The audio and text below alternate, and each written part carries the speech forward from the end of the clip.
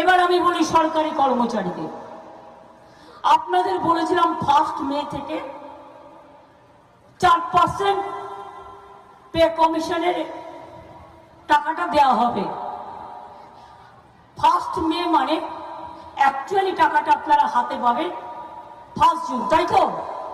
অঙ্কে তাই বলে, কিন্তু আমি তো আপনাদের দিদি হই, তাই আমি কি করলাম, আমি স্টেট আলোচনা করে আমরা এটাই ঠিক করলাম, এটা তো অলরেডি বাজেটে বলা আছে, আমরা 1 মে থেকে টাকাটা দেবো না, আমরা 1 এপ্রিল থেকে দেবো।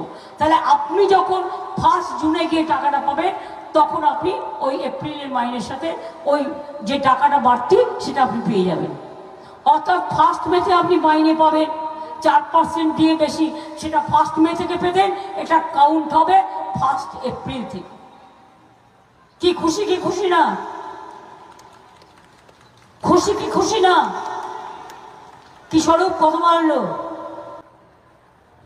1 মাসে তাহলে বেশি বাড়তি হলে কত হলো? অনেক বাড়ে। যাক, সবার মুখে হাসি থাকুক, আমি এটুকুই চাই, আর কিছু না। আমার ক্ষমতার মধ্যে থাকলে আমি করবো, ক্ষমতার মধ্যে না থাকলে আমি কোথায় পাবো? আগে তো অনেক ট্যাক্স ছিল, এখন তো সব তুলে দিয়েছে, একটাই ট্যাক্স, জিএসটি ট্যাক্স, সব কেন্দ্র তুলে নিয়ে পালাচ্ছে, আর মাছের তেলে মাছ ভাজছে।